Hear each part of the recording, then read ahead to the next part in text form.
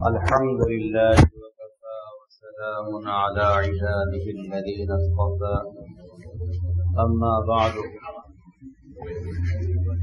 فأعوذ بالله من الشيطان الرجيم بسم الله الرحمن الرحيم يا أيها الذين آمنوا لا تلهكم أموالكم ولا أولادكم عن ذكر الله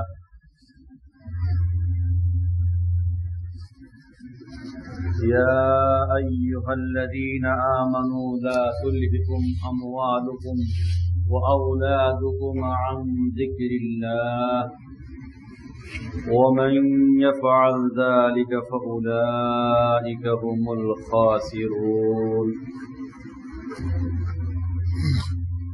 وأنفقوا مما رزقناكم من قبل أن يأتي أحدكم الموت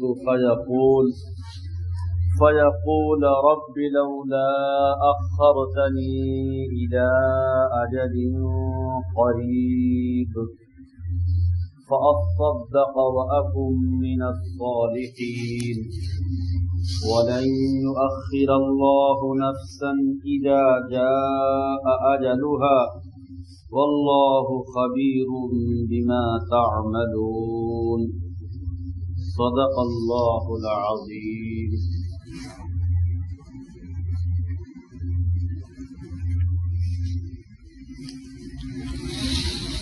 قرآن مجید کے 28ویں پارے کی آیت.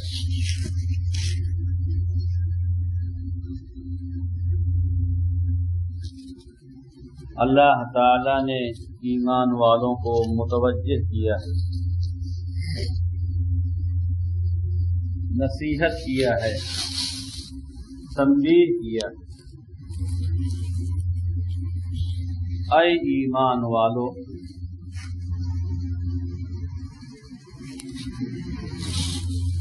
اے ایمان والو، لا تلہکم اموالکم ولا اولادکم عن ذکر اللہ.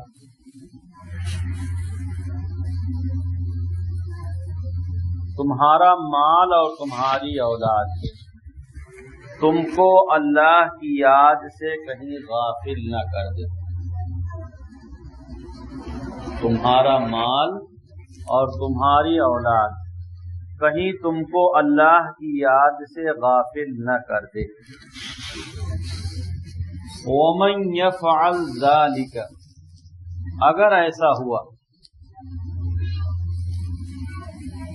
وَمَن يَفْعَلْ ذَلِكَ، جس شخص نے یہ کیا یعنی ایسا ہوا، فَأُولَئِكَ هُمُ الْخَاسِرُونَ، پھر ایسے لوگ خسارے اور گھاٹے اور نقصان میں ہوں.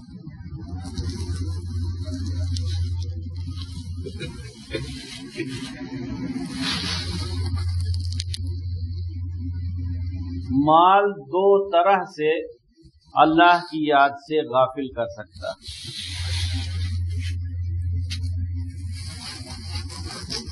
ایک تو کمانے کے اعتبار سے اور دوسرے خرچ کرنے کے اعتبار سے، اور دونوں کی بنیاد ہے مال کی محبت. دونوں کی بنیاد ہے مال کی محبت. اور اولاد اللہ کی یاد سے کہیں غافل نہ کر دے. اولاد کی مراد پوری کرنے میں، اولاد کی چاہت پوری کرنے میں آدمی اللہ کو بھول جائے، اللہ کے احکامات کو بھول جائے، رسول پاک علیہ الصلوۃ والسلام کے احکامات کو بھول جائے، آپ کی چاہتوں کو بھول جائے. اس کا سبب بھی ہے اولاد سے محبت. اولاد سے محبت.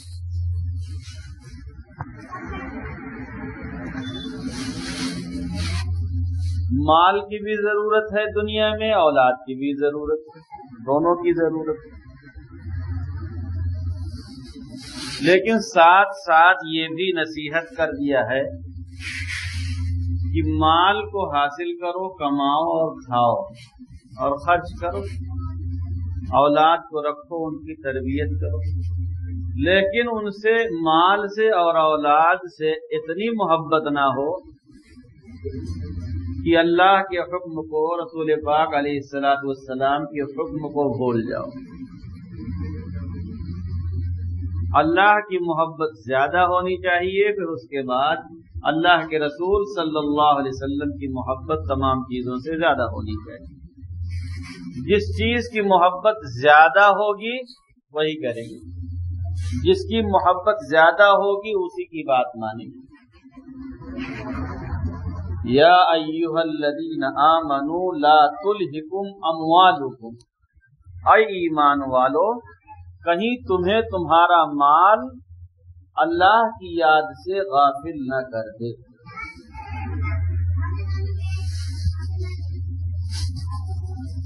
مال کی محبت دل میں اتر جاتی ہے تو آدمی اس بات کی پرواہ نہیں کرتا کہ یہ مال حلال آ رہا ہے یا حرام آ رہا ہے۔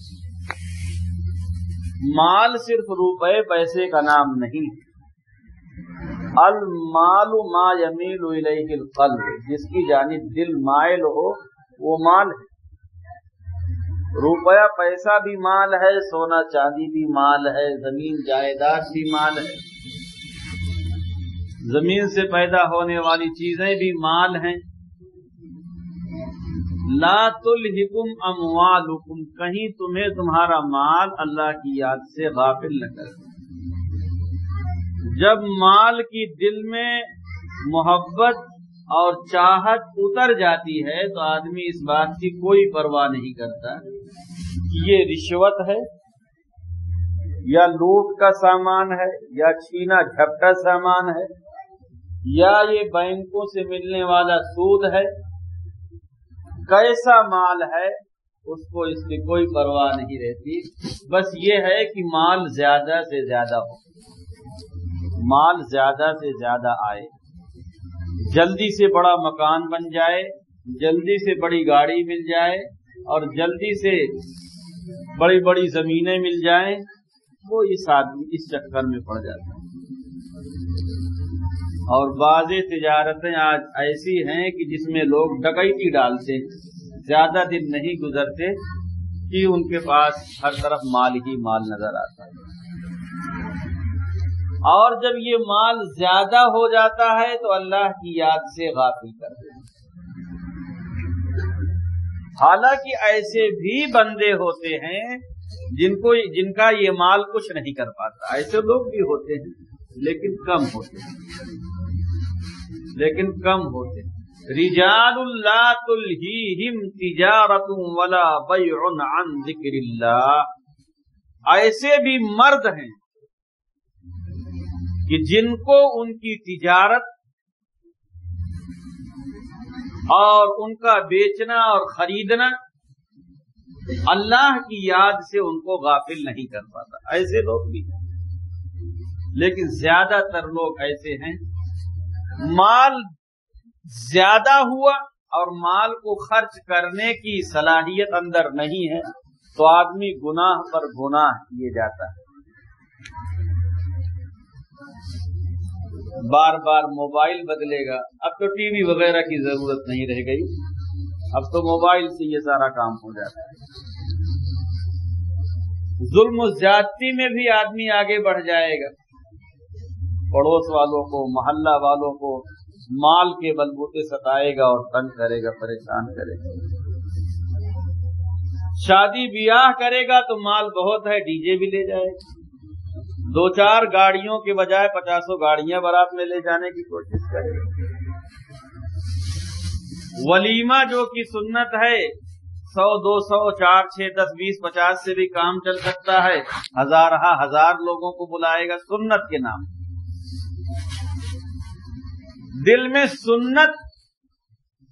میں سنت کا ثواب لینا نہیں۔ یہ جو ہزار لوگوں کو بلاتے ہیں ولیمہ میں، یہ سنت کی وجہ سے نہیں بلاتے ہیں، نام کے لیے بلاتے ہیں۔ سنت تو تھوڑے میں بھی ادا ہو جاتی ہے، انہی لوگوں سے جب کہا جائے کہ بھائی مسجد بن رہی ہے، مدرسہ بن رہا ہے، بچوں کو تعلیم کی ضرورت ہے، پیسوں کی ضرورت ہے، تو بڑی مشکل سے 150-200 ان کی جیب سے نکلتا ہے۔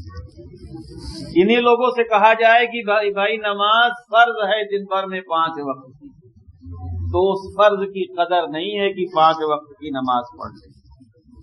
تو جن کے دلوں میں فرض کی قدر نہ ہو، سنت کی کیا قدر ہوگی؟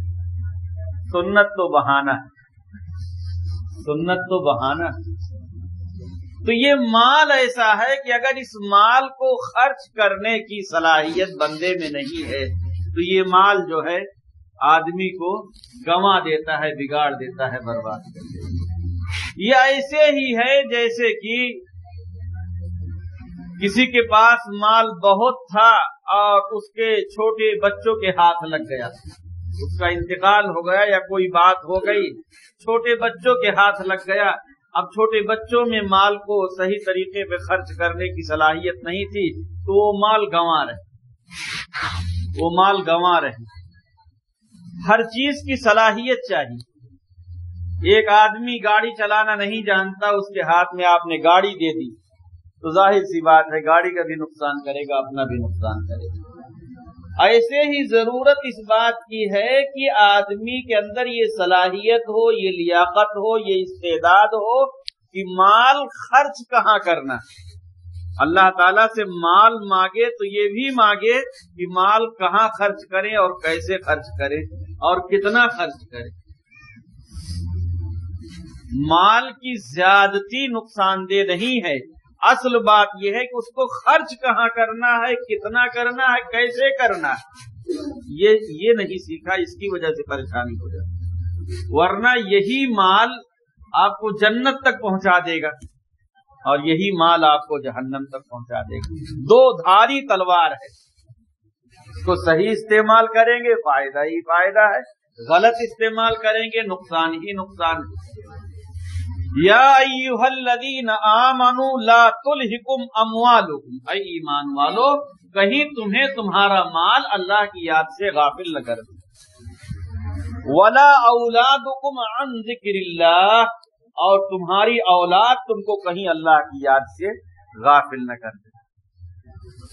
بیٹے کا شوق ہے ڈی جے لے جائیں گے، بارات لمبی لے جائیں گے اور یہ کریں گے اور یہ کریں گے، اور بیٹے نے جو جو فرمائش کی جس موقع پر آپ اس کو پورا کرنے کے لیے تیار، باوجود کہ اللہ کا حکم یہ ہے کہ یہ کام مت کرو، اللہ کے رسول کا حکم ہے یہ کام مت کرو، لیکن آپ بیٹے کی محبت میں بہے چلے جا رہے ہیں۔ تو اس طرح سے بیٹا اور بیٹی یہ آپ کو اللہ کی یاد سے غافل کر دیں گے۔ اللہ کی یاد سے غافل ہونے کا مطلب یہ ہے کہ اس وقت اللہ کا جو حکم ہے، اللہ کے رسول کا جو حکم ہے، اس پر عمل کرنے کے بجائے آپ مال کے نشے میں کچھ اور کرتے چلے جا رہے ہیں یا مال کی محبت میں کچھ اور کرتے چلے جا رہے ہیں۔ وَمَن يَفْعَلْ ذَلِكَ فَأُولَٰئِكَ هُمُ الْخَاسِرُونَ، اگر ایسا ہو گیا یہ آدمی مال کے نشے میں دھت ہو کر کچھ بھی کرتا چلا جا رہا ہے، شریعت کی، دین کی، اللہ کے حکم کی، رسول کے حکم کی اس کو کوئی پرواہ نہیں، کوئی فکر نہیں، اولاد کی محبت میں بہا چلا جا رہا ہے، اولاد جو کہتی ہے بس وہ کرتا ہے، فَأُولَٰئِكَ هُمُ الْخَاسِرُونَ، تو پھر ایسا آدمی خسارے اور گھاٹے میں۔ یہ گھاٹا اور خسارہ اصل میں آخرت کا ہے، اور اس سے مراد یہ ہے کہ اس کے لیے جہنم ہے، یہ جہنم کی طرف جانا۔ اسی آیت کے فوراً بعد اللہ تعالیٰ نے سمجھایا وَأَنفِقُوا مِمَّا رَزَقْنَاكُمْ مِنْ قَبْلِ أَنْ يَأْتِيَ أَحَدَكُمُ الْمَوْتُ، ضروریات زندگی پر خرچ کرو، کھانے کی ضرورت ہے، کپڑے کی ضرورت ہے، بستر کی ضرورت ہے، زمین کی کچھ ضرورت ہے، کچھ مکان کی ضرورت ہے، کچھ مہمانوں کی خدمت کی ضرورت ہے، کچھ رشتہ داروں پہ خرچ کی ضرورت ہے۔ اس طرح سے جو ضرورتیں ہیں دنیا کی، جائز ضرورتیں جو شریعت کے دائرے میں ہیں، شریعت کے موافق ہیں، ان پہ خرچ کرو، لیکن پھر اس کے بعد ایک اور ذمہ داری ہے، ایک اور کام، ایک تو دنیا کی ضرورت ہے، ایک دین کی ضرورت ہے۔ جب پیسہ بہت ہے تو ادھر ادھر پھینکنے کے بجائے اسے دین کی ضرورت پر خرچ کرو، اس میں تمہارا فائدہ ہو جائے گا، تمہارا بھلا ہو جائے گا۔ وَأَنفِقُوا مِمَّا رَزَقْنَاكُم مِّن قَبْلِ أَن يَأْتِيَ أَحَدَكُمُ الْمَوْتُ، اس سے پہلے اس میں سے خرچ کر لو جو ہم نے تم کو رزق دیا ہے کہ موت کا فرشتہ تمہارے پاس آئے۔ ہوتا یہی ہے کہ لوگ ٹال مٹول کرتے رہتے ہیں، اب یہ کام کر لیں گے، اب یہ کام کر لیں گے، اب یہ کام کر لیں گے، یہ ہو گیا تو یہ کر لیں گے، یہ ہو گیا تو یہ کریں گے۔ اسی ٹال مٹول میں زندگی ختم ہو جاتی ہے اور باری نہیں آتی۔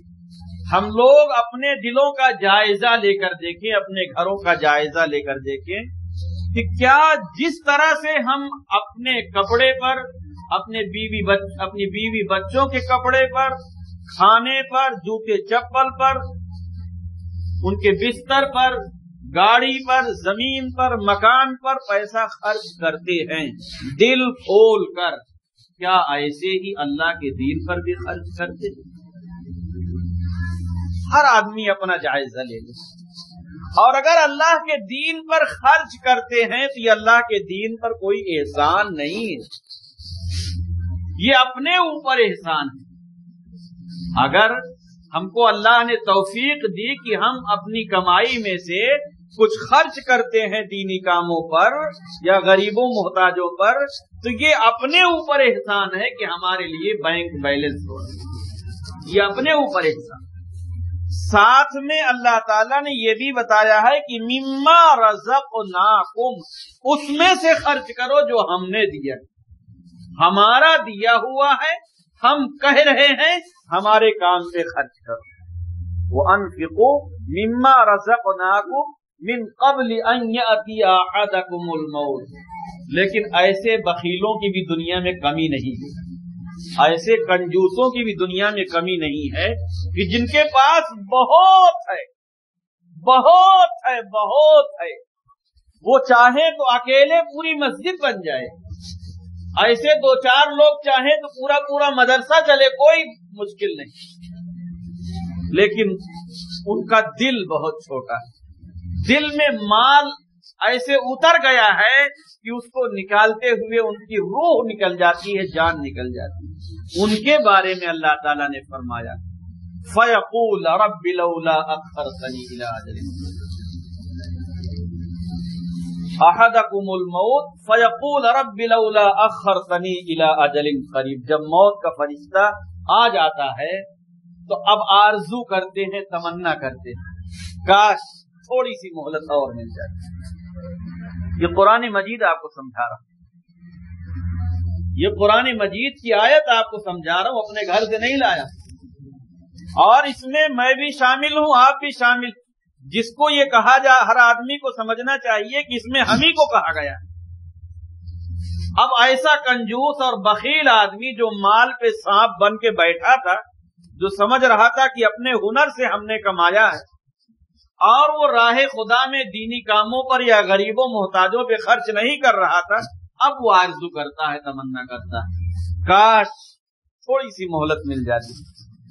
نماز کے لیے نہیں، نماز میں تو وقت لگے گا، روزہ کے لیے نہیں، اس میں تو پورا دل لگے گا، حج کے لیے مہلت نہیں مانگتا، حج تو سال میں ایک دفعہ ہوتا ہے، اس کا موقع کب آئے گا، کب جائے گا، بس تھوڑی سی مہلت چاہیے، پیسے بہت سارے، تجوری بھی سامنے ہے، فَأَصَّدَّقَ، میں بھی صدقہ کر لوں۔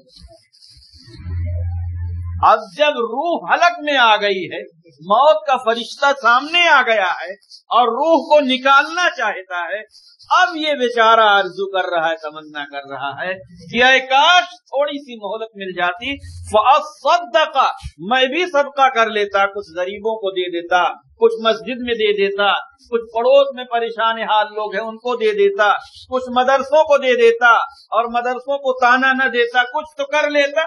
فَأَصَّدَّقَ، میں بھی صدقہ کر لوں، وَأَكُن مِّنَ الصَّالِحِينَ، اور میں بھی نیک لوگوں میں سے بن جاؤں۔ قرآن مجید یہ بتا رہا ہے کہ صدقہ کرنے والا نیک لوگوں میں سے ہو جاتا ہے۔ صالحین میں سے ہو جاتا ہے۔ سوچئے اللہ تعالیٰ نے کیسا نقشہ کھینچا ہے ایسے بندے کا۔ تو مال کو صحیح خرچ کرے، دنیا کی ضروریات پر خرچ کرے، اس میں کوئی منع نہیں، جائز ناجائز کا لحاظ رکھے، جائز کاموں میں خرچ کرے، ناجائز کاموں سے بچے، اور پھر اس کے بعد اللہ پاک نے توفیق دے رکھی ہے تو دینی کاموں پر، غریبوں پر، محتاجوں پر، رشتہ داروں پر، مہمانوں پر، پڑوسیوں پر خرچ کر کے اپنا پیسہ آگے بھیج دے، نیکی کی شکل میں جنت میں اسے مل جائے گا۔ ایک کا کم سے کم 10 ملے گا، یا ایک ہی 700 ملے گا، جیسے دل ہوتا ہے خرچ کرنے والے کا، جس دل کے ساتھ خرچ کرتا ہے اسی اعتبار سے بڑھتا رہتا ہے۔ ایک کا 10 بھی ملتا ہے، ایک کا 700 بھی ملتا ہے، اور ایک کا 700 سے زیادہ ان گنت بھی ملتا ہے، کوئی حساب نہیں۔ فَأَصَّدَّقَ وَأَكُن مِّنَ الصَّالِحِينَ وَلَن يُؤَخِّرَ اللَّهُ نَفْسًا إِذَا جَاءَ أَجَلُهَا۔ اب ہرگز ایک سیکنڈ ادھر سے ادھر نہیں ہونے والا، اب کوئی مہلت نہیں ہے۔ اتنی مہلت ملی، 50 سال کی عمر ملی، 60 سال کی ملی، 70 سال کی ملی، 80 سال کی ملی، کماتے رہے، کھاتے رہے، عیش کرتے رہے، ایک شادی میں 10-10 لاکھ خرچ کرتے رہے، تب توفیق نہیں ہوئی۔ ایک شادی میں 10-10 لاکھ خرچ کرتے رہے، اور کوئی نکاح پڑھانے آیا تو 200-500 روپے میں دے کے اس کو ٹرکا دیا۔ میں مانگ نہیں رہا ہوں، آپ کو بتا رہا ہوں کہ جو نکاح پڑھائے اس کو تو 200-500 میں چھٹی کر دیا، اور 10-10 لاکھ روپے آپ خرچ کرتے، 10-20 ہزار نکاح پڑھانے والے کو بھی دیتے، اس کا بھی کام چل جائے جب آپ اتنا خرچ کرتے۔ جب 10-20 لاکھ آپ شادی میں خرچ کرتے ہیں، اسی میں 1,50,000 مسجد کے لیے بھی الگ کر دیں، تو سمجھ میں آئے کہ ہاں واقعی دینداری ہے۔ وَلَن يُؤَخِّرَ اللَّهُ نَفْسًا إِذَا جَاءَ أَجَلُهَا۔ اب ہرگز کوئی مہلت نہیں، کوئی موقع نہیں، نہ ایک لمحہ ادھر نہ ایک لمحہ ادھر، کچھ نہیں۔ وَاللَّهُ خَبِيرٌ بِمَا تَعْمَلُونَ۔ اللہ تعالیٰ سب جانتا ہے جو تم کچھ کرتے۔ اب تم لاکھ تمنائیں کرو، لاکھ آرزوئیں کرو، لاکھ سوچو، اپلیکیشن دو، درخواست دو، کچھ بھی کرو، اب کوئی مہلت نہیں، اور اللہ کو سب پتا ہے، پھر مہلت دے دے گا، پھر تم اسی طرح رہو، مہلت دے دے گا، پھر تم اسی طرح سے رہو گے، تمہارے اندر کوئی تبدیلی نہیں آئے گی۔ اس کا نام ہے بے حسی۔ آدمی کا ضمیر مردہ ہو گیا ہے، آدمی بس وہی کرنا چاہتا جو اس کو اس کی آنکھوں کے سامنے نظر آ رہا ہے۔ غبارہ نظر آ رہا ہے، غبارے میں پیسہ خرچ کر دے گا، چاہے تھوڑی دیر کے اندر وہ پھٹ جائے۔ بچے کو جھولا چاہیے، وہ کتنے کا بھی ہو، بچے کو سائیکل چاہیے کتنے کی بھی ہو، اس میں کوئی درد نہیں ہوتا، کوئی افسوس نہیں۔ یہ ہم لوگوں کے دل کا حال ہے۔ ڈی جے میں کیا فائدہ ملتا ہے، اس پر 10,000 خرچ ہو جائیں کوئی فرق نہیں پڑتا، دل میں کوئی تنگی نہیں ہوتی، اور 100, 500, 1000 اگر ابھی مسجد مدرسے پر دینا ہوتا ہے تو دل کانپنے لگتا ہے کہ ہائے کیا ہوگا، ہائے کیا ہوگا۔ کیوں ایسا ہوتا ہے؟ قرآن مجید میں یہ بات بھی موجود ہے، الشیطان یعیدکم الفقر، شیطان کہتا ہے کہ تم محتاج ہو جاؤ گے۔ اگر یہ غلطی کیا کہ مسجد میں مدرسے پر غریب پر محتاج کو دیا نا، تو بس تم غریب ہو جاؤ گے، محتاج ہو جاؤ گے۔ الشیطان یعیدکم الفقر ویأمرکم بالفحشاء، اور شیطان حکم دیتا ہے کہ تم برائی کے کام کرو، غلط جگہ پر پیسہ خرچ کرو، کرکٹ میں لے جاؤ خرچ کرو، میچ میں خرچ کرو، والی بال میں خرچ کرو، فٹ بال میں خرچ کرو، اس طرح سے بیکار کاموں میں خرچ کرو۔ واللہ یعیدکم مغفرۃ منہ وفضلا، اور اللہ وعدہ کرتا ہے کہ تمہاری مغفرت کر دے گا اور تمہیں بہت زیادہ دے گا۔ اگر دینی کاموں پر، مسجدوں پر، مدرسوں پر، غریبوں پر، محتاجوں پر خرچ کرتے ہو تو اللہ تعالی مغفرت کر دے گا، معاف کر دے گا، جہنم سے محفوظ کر دے گا، جنت دے دے گا، اور دنیا میں بھی بہت زیادہ دے گا. وفضلا واللہ یعیدکم مغفرۃ منہ وفضلا واللہ واسع علیم. اللہ بہت زیادہ دینے والا ہے اور جاننے والا ہے. سب جانتا ہے کون کس دل سے دے رہا ہے اور کتنا دے رہا ہے، کس لیے دے رہا ہے. اللہ کے وعدے پر یقین و اطمینان رکھنا چاہیے اور شیطان کی دھمکی کو پیچھے ڈال دینا چاہیے. اس کے وسوسے کی کوئی پرواہ نہیں کرنی چاہیے. آج ہم نے آپ حضرات کو جو بتایا ہے، آپ کو بھی بتایا ہے، اپنے آپ کو بھی بتایا ہے، وہ یہ ہے کہ مال اور اولاد کہیں ہم کو اللہ کی یاد سے، اللہ کے احکامات سے غافل نہ کر دے. مال کمائیں، حلال کمائیں، حلال جگہ خرچ کریں. مال کو اپنی ضروریات پر بھی خرچ کریں، دینی کاموں پر، مسجدوں پر، مدرسوں پر، غریبوں پر بھی خرچ کریں. اور اولاد کی وہی مراد پوری کریں جو دین اور شریعت کے موافق ہو. جو شریعت کے خلاف ہو اس کے بارے میں اولاد کو سمجھا دیں کہ یہ کام غلط ہے، اس سے اللہ ناراض ہوگا اور اللہ کے رسول ناراض ہوں گے، اس لیے ایسا کام میں نہیں کروں گا. اللہ تعالی ہم سبوں کو یہ بات سمجھنے کی توفیق نصیب فرمائے، یہ باتیں ہمارے دلوں میں اتار دے اور اس پر عمل کرنے کی توفیق نصیب فرمائے اور ہم سب کی مغفرت فرمائے. وآخر دعوانا الحمدللہ رب العالمین. سنتیں ادا کر لیں.